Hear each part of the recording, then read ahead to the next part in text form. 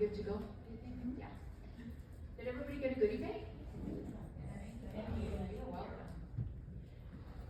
So welcome. We're going to talk about retailing on the salon floor. I'm going to tell you a little bit about myself, why I feel like I'm qualified to speak to you about this today, and we're going to go through a lot of kind of tips and tricks and what we can maybe do to help your students. And I want it to be super open, so if you have ideas, whatever, shoot them out to us and let's chat about it. Who here is an educator?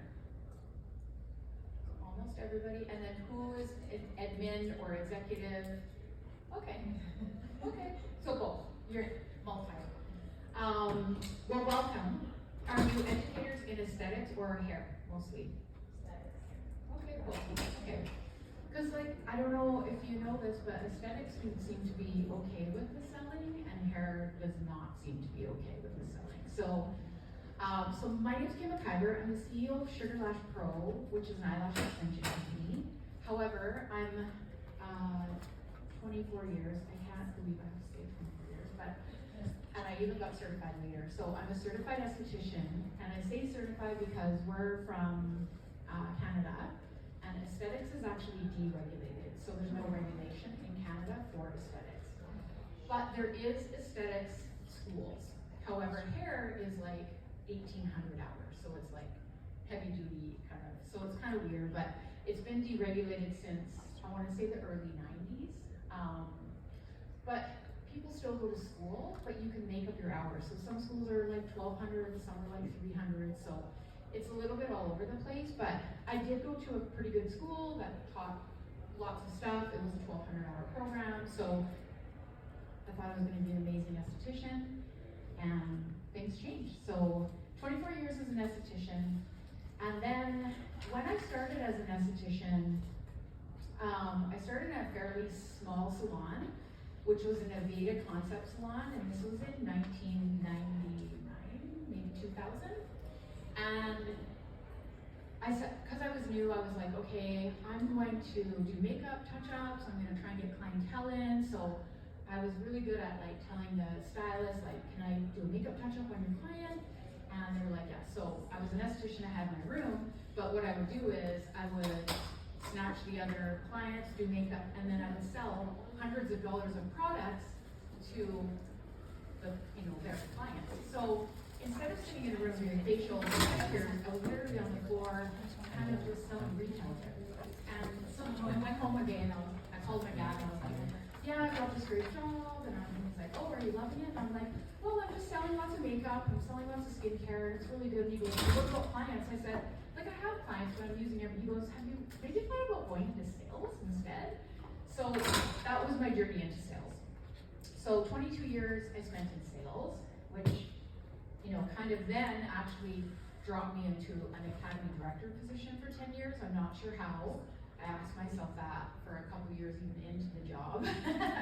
But in Canada, I ran up to 3 schools. So started with one, then opened another one, then went back down to 2, did that for 10 years. So I have run a school, I have been an esthetician, I have been a salesperson, I have never been an educator. But I really, really applaud you for coming to this show, or your bosses who sent you, because I do think it's a really great show. And I don't know personally, but I have seen and I've managed educators, and I know how hard it is. And so I have my educator here, Tammy. She actually runs around North America and trains everybody in eyelashes. And I said to her last year when we came to the show, I said, I actually don't care what you do as long as you train the schools. And she was like, okay. She's been all over the US training everybody. So that's a little bit about me. I'm going to touch a little bit on just some of my sales, and then we're going to move into retail. So I actually have sold playgrounds, ice cream, and beauty products. So I started in beauty products, and I worked for 2 major distributors in Canada. Loved it, loved beauty, but thought to myself, I really want to do some like cold calling, kind of harder sales, because I kind of thought it was easy. So I went to an ice cream company, not really hard to sell ice cream. I worked for Breyers, Canada. It was very easy. Opened like 400 accounts in the summer, and it was like okay, this is too easy for me, I gotta piece out. And then I sold playgrounds. And so playgrounds is really interesting because selling playgrounds, you're actually designing the playground, and then you're buying the construction equipment, and you're dealing with people who build playgrounds. So that's kind of my background. And when I went to Sugarlash Pro, I actually started as the academy director for their online academy, and then I became the president, and now I'm the CEO. So back to beauty, it's where my passion lies, but ultimately where my passion really lies is with the future of the industry. So the students coming in and what they need to keep our industry alive, because as you know, we have YouTube, we have TikTok, it's, you know, everybody's like, oh, I can learn makeup, I can learn eyelashes, I can learn hair on this, and we know that you cannot. So my passion is the future of the industry because, you know, I'm gonna age out, and so I want everybody to learn what they need to learn. We're going to talk about the clinic floor. When I ran a school, there was, you know, obviously as the academy director, you do have that financial obligation, but what I saw was, and back then, this was like, I want to say 2008 I started, so this is before COVID, this is before heavy cell phone use, like way back in the day. But what I saw was very shy people coming into school, not knowing how to connect with the person, like the client that are coming out to the clinic floor, unless it was their mom or their sister or whatever, but also just not knowing how to relay, like how to sell that retail to them. And when I talk about selling retail, it's not like I'm, oh my gosh, you have to make the school money, rah, rah, rah. It's not that.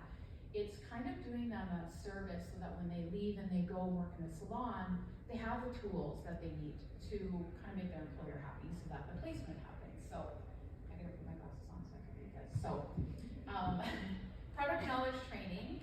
I know that we all do it, and in our schools, we have lots of product knowledge. You normally have a hair color line and a retail line or a couple of retail lines, however that works. Skincare, nails, depending on your school and what you have for retail, typically you have those different, you know, aspects. Is there anybody here that doesn't retail on your clinic floor at all? At all? Okay, interesting. Yeah. Do your students like that? They are so afraid to get out because of course it's like a big part of our industry. Yeah, of course. So I want to like start implementing for sure. Yeah, interesting, okay. So obviously with product knowledge, you know, there's a whole aspect there that's like aside from the cutting, the coloring, the facials, you know, and it's added. How many instructors here were really good retailers on the clinic floor? Okay, amazing. I'd love to know why you were so good at it or whatever, because like I don't even know. I can't even tell you. I just don't really have that filter. So I think for me, it was just part of the process for me. So, and are you good at teaching it? Okay, amazing. Well, hopefully I can teach you something today, or you can teach me something. So I know you have to bring takeaways back and stuff, so I'll do my best. So I put in in-depth training, obviously from the instructors or the school, practice, demonstration, and scripts. Now when I say scripts, I don't want, obviously you're not gonna give them a script and be like, read this. It's more like looking at the books, maybe they have 2 clients or 3 clients, and maybe once a week, they can think, oh, maybe they need blue shampoo or whatever the case is. So when I say script, it's almost like more of a prep. So not like a full-on scripting. We want to focus on building relationships. So listening. So listening is, you know, it's tough to listen. You're all great listeners, but some people are really bad at listening to their clients. And the clients come in and, you know, they say, oh, I want this and this, but you know, they're nervous to, you know, do whatever they need to do. So I think focus on listening, and if we can teach the skills about listening, that's going to help them to be able to listen to what they're saying, because you know, as a client, when you go somewhere, you're telling them all their problems, so they can fix that with whatever that they have. And then asking their client questions. So building the relationship by asking questions. What do you like about your hair? What did you like last time about it? Is it curly? Do you put it up a lot? What are your problems with your skin? That builds rapport, and it's almost this mini education session when the client comes in. And then of course, following up. So all of these things are a building relationship tool. We're gonna kind of get into the tips and tricks, but we'll talk a little bit about I guess, maybe how I did it, and then hopefully you can share about how you did it. But education first, so I heard it all the time when I was a director, but it's like, oh, I just don't like selling, and I'm like, I know, but can you just educate your client a little bit? Because how many people go and get a service in here and you're not asked to buy a product after? Is it not the most frustrating thing ever when you spend $300 on like facial and they don't even tell you how to protect your skin after? So you just got this beautiful facial, they don't even talk to you about sunscreen or anything like that. I just think to myself, oh, what school did you go to?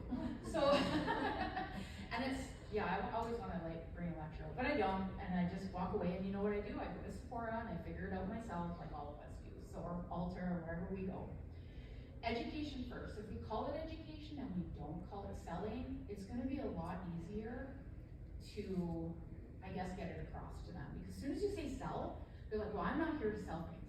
I'm not, I'm here to learn how to do hair, and I don't need to sell anything. I'm not a salesperson, and it's kind of like, okay, but you're doing your client a disservice.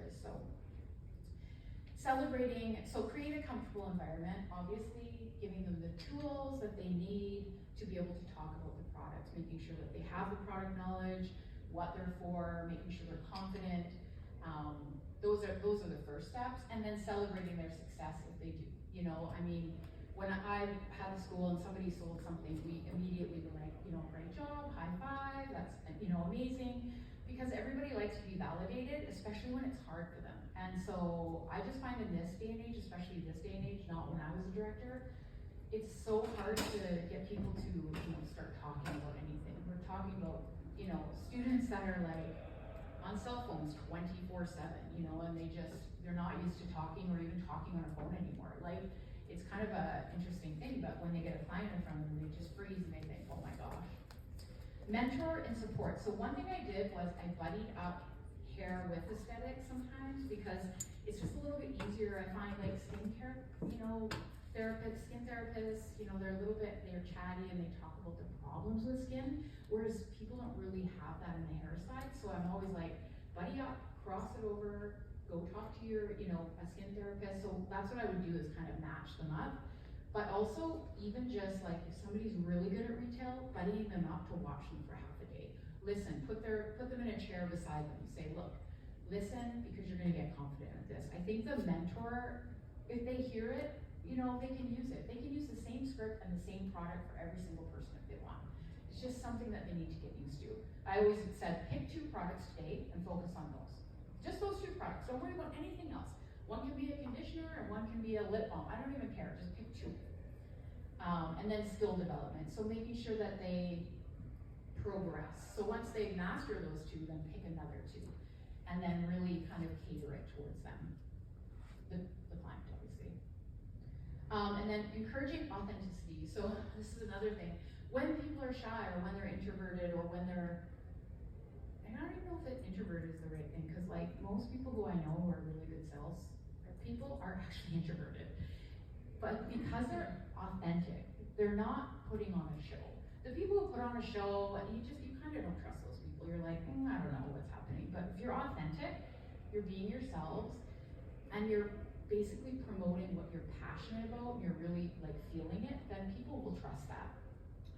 Using personal stories. I just told you the cleanser that we gave you. I shaved my legs with it. I have eczema. So right away, you're thinking, oh, that's really sensitive. This must be great for sensitive skin. Immediately, that's what you're gonna think. That's a personal story. I don't have to tell you I shaved my legs, but hey, I do. That's what I use it for, so. And then customizing those consultations. So making sure, your students are aware of the consultation of what's going on, because it's so hard for students. They come in, they have to learn straight line, they have to learn layers, and they have to learn perming and rods and pin curls and whatever else is going on nowadays. And all these things that they think they don't need, and then of course you're like, okay, now you also have to sell product. But they don't realize that when they get in the salon, they are going to have to sell product. Most salons are like, you need to sell like at least 5 products a day. At least in Canada, that's how it still is, so. Make it fun. So, of course, so we come to students, they want fun, this is what they're used to. We did a lot of prize giving, so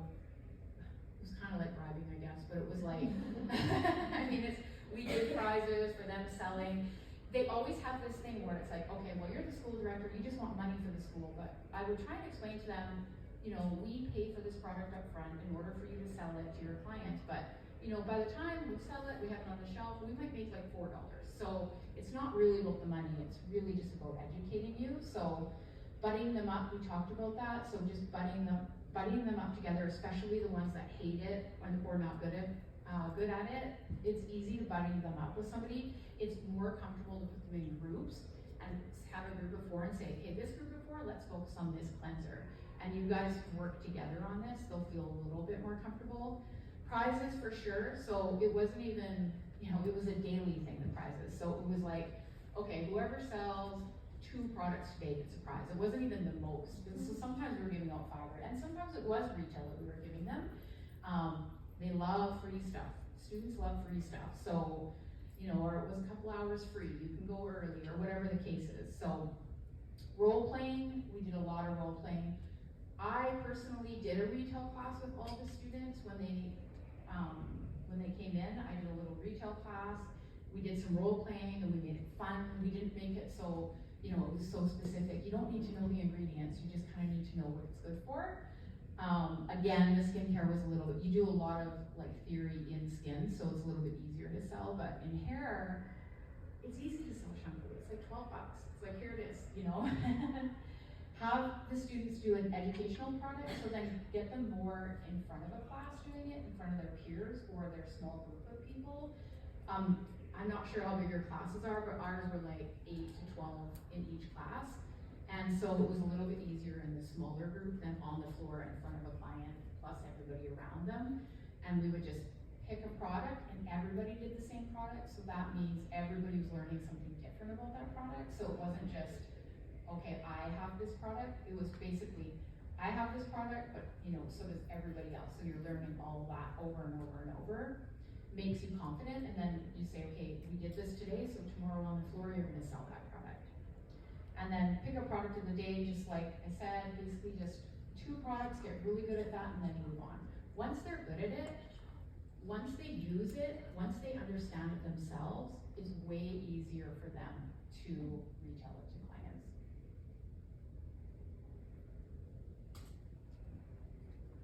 So obviously, there's certain things we want from our students when they retail. We want them to be a master at all the learning. So they're not gonna know every product because, you know, some schools have Dermalogica, some have Image, some have, but if they get the basics of selling, it's gonna be easy for them. But any product knowledge that you have, any kind of sales technique, or bringing in somebody, like a sales rep from like a beauty distributor or Dermalogica or whoever, if somebody's really good at selling, do a little class. Say, hey, can you come in and talk to my students about selling retail? Or educating, you know, the clients on your retail, why they need to take home this product, or you know, why they need to use it themselves. And sometimes little product sessions with each other too, just have them buddy up, do a facial, and then say, what would you sell Tammy, for instance? Her skin, what would you sell? And Tammy, what would you sell to me? And then customer service. So when you're talking about customer service, it is, like I said, when you go get that facial and you don't get asked for retail, you know, you have to do your due diligence. So when I mean customer service, is your customer is your client who's getting a facial or a pedicure or whatever the case is. Your customer service needs to be completing that whole process. So I've done the service, you have beautiful nails now, I'm gonna give you this oil to use in your cuticles, that way you can wait another week before you come in. The whole customer service is done. Bringing that product up, putting it on the counter, showing it to them, telling them the price, being authentic, saying, you know what, this is $6, I think that it would be great for you, it's gonna last 6 months for you, plain and simple. That's full customer service. Real world experience. I can hardly say that. Real world experience. Real world. Business acumen. So they're gonna go into a salon, they're gonna go into the world, and if you haven't taught them this, they're gonna be even more scared because nobody has patience now to sit with them. So It's gonna be like, okay, Kim, it's your first day in the salon, here's your room, here's your skincare, figure it out, we're using this, there's 20 steps now, and you also have to sell everybody that comes in. And you basically get blindsided. If your school, my school actually did not teach me how to retail. I was lucky I was a little bit older when I went to school, so I already worked in restaurants and things, so I kind of knew.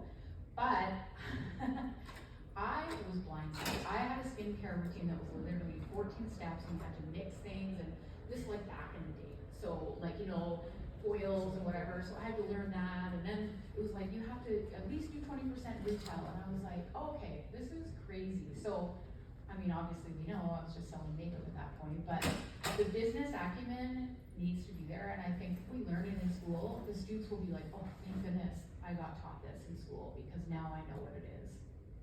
And then the client interaction. So, your clients actually want to be sold to. The clients want to be sold to. They expect it. If the students are bringing in mom and the sister, these are the easy ones. Tell them, look, your mom's coming in, tell her to bring an extra $20 because you're selling her something today, no matter what. Your sister's coming in, tell her to bring 50. That's just the way it works. The harder ones are gonna be the ones that they don't know. So those ones you just say, like right up, no, all your family has to buy a product. They're getting a reasonable haircut here by their daughter, helping you pay for school or letting you live in their house, so that's what has to happen. The client interactions are important. With the clients, they don't know. They need to almost treat them the same. Educate them on the product, and then basically real world. Pretend that you're out in the world, making a living, you're gonna get a commission off. I don't know how it works here, but in Canada, people get a commission when they sell retail. Yeah, so get a commission off this, you're gonna enhance your paycheck. These are all things that the students need to know. And then understanding trends. So it's really important. When they're in school, they're gonna learn certain things, but as they get out there, as we know, hair changes, skin changes, we've got hydrofacials now, we've got all these amazing tools. So knowing the trends, knowing what product goes with those trends. And the good thing about it is nowadays, the students can stay up on those trends because we have all the tools to stay up. But back in the day, we didn't have that. I couldn't just pull up TikTok and be like, what's a great skincare? Like, you literally had to, really dive in. Building confidence, so communication skills and professionalism. By teaching them how to sell or educate their clients, it does help them with their communication skills, which I think is a kind of a problem because there's so many, cell phones and screens and whatever. And then also professionalism. It's, I know I've heard it from students and they're like, well, I'm not here to sell, I'm just here to do a haircut. And I'm like, yeah, I know, but it is part of the thing. It's like doing electrical work and not putting the plug-in back on. It's a full service thing. So I always say it's professional to actually educate your client on what they need to keep their perm looking good, to keep their, color fresh. And you can always tell the ones that they don't want to sell because maybe they assume, oh, I don't have the money, so this person doesn't have the money. But for the most part, it's like $10 to $20 these products. So I just think the professionalism there, it goes with it. It also then builds confidence. The more confident they get, the more it just rolls off their tongue. It's like, oh, you know what? You've got this, we're gonna give you this sunscreen, especially here where it's hot all the time. Even though I'm freezing. And then developing entrepreneurial skills. So obviously they're going out into the world. They all want to be a salon owner when they come to school, do they not? They literally also, I worked at the admissions desk for years. What do you want to do once you graduate? I want to own a salon. That's the first thing they say. And then halfway through, they're like, I'm never owning a salon. But they all have this spirit that is so good and it's so great and we should embrace it. So entrepreneurial mindset, right from the get-go, I'm like, if you want to own a salon, you need to know how to retail, you need to know how to educate, you need to teach your front desk how to make callbacks, get reviews. There's a whole other aspect to this, and it all goes with selling yourself, which starts with products. And then career opportunities. So I'm an esthetician. I literally thought I was going to be a nail tech for the rest of my life. That is what I thought. And I would have been happy, but I hated doing nails in school, so that wasn't going to happen. And the sales careers actually brought me to where I'm at now. So because I can sell and because I learned things along the way, the career opportunities came to me. So your students need to know, it doesn't just stop here. You can do whatever you want. It's not even about owning a salon. You can be an artist on the stage somewhere at a hair show. You can run around North America teaching people lashes. You have no idea of what the opportunities are, but the great thing is that most of them want to be that entrepreneurial person to start with, so the career opportunities are endless. So we get into kind of what the directors or, you know, the school directors and the people behind the scenes want is increase the revenue, client satisfaction, not even about salons now. This is really about the school. It's like, it's a whole big part of it. So the school that I worked at, we did roughly on the clinic floor, we did $700,000 a year, and then we did 70% of that in retail as well. So we were doing a good chunk of money in retail. Now, I worked at a school called Evelyn Charles Academy, which Evelyn Charles owned 10 salons and spas and a school, and then another school in Calgary, Alberta. She had her own product line. So she had her own skincare, her own hair care, her own color line, because she had these 10 salons, which was really hard for me as a director because the students hated it. They didn't want Evelyn Charles, they wanted Schwarzkopf, they wanted Wella, they wanted MAC, they wanted all these fun things. So I eventually changed the system because I would go to Evelyn, who owned, obviously Evelyn Charles owned Evelyn Charles, and I would say, the students don't want everything labeled Evelyn Charles because they want the fun stuff that they're seeing, you know? And she was like, well, this is the way it is. And I'm like, it can't be in the school. It can be in the salon. I said, but if you want me to get these students to retail and like what we need MAC, we need Dermalogica, we need all these things that all the other schools have. She eventually broke down and let me do it. And trust me, our clinic floor boomed because they were super, super excited to sell that stuff. So give the students what they want to sell. It's as easy as that, you know. The financial will come to the school because you probably hear it. It's like, okay, we've got to start selling retail on the floor. We've got to start selling more seats, making sure they have clients to do, getting their haircuts, all of that kind of stuff.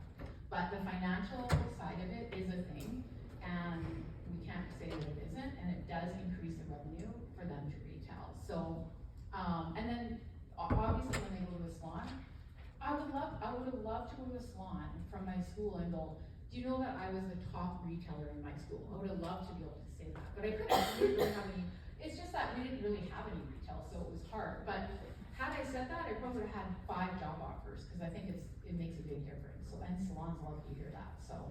And then just give them incentives to do it. You know, I don't know how much you can incentivize here, but we can incentivize like front desk if the front desk helps, that kind of thing, whether it's a little gift card or whatever. We would say like, look, you know, Betty is not doing so well in retail, she's really scared. If you really help her out, bring the products up to the front, you know, help her out with that, we'll incentivize you as well. So that always helped. And then personalized services and professional recommendations. So again, basically at the end of the service, just pulling everybody together to help everybody become confident. And then encouraging responsibility and accountability, so ownership and goal setting. So I've never worked for a company that I didn't actually think to myself, I'm gonna treat this like my company. It's kind of drives everybody crazy, but at the end of the day, that's just how I am. And so I think if you just talk to your students like, look, you be accountable for your chair, for your 3 clients that day, do the best that you can do, I know that you'll win at it. So any kind of ownership or goal setting with students too, and it doesn't need to be exorbitant, it doesn't need to be, you need to sell 50 products. It can be just, hey, you know what? Why don't you try this week going from 0 to 2 products, just in the week, and then we'll go up from there. So little goals make people get excited when they just hit 1 or 2, and then they want to do better after that. Okay, I need to have a drink of water. I know, I was in the app, and I saw so many people commenting about what they do, so I would love to hear what you're all doing in your schools to share, because I think we're all here for a reason. So if there's anybody doing anything really cool or different, let me know. we'll share it. If you want the mic, just let me know.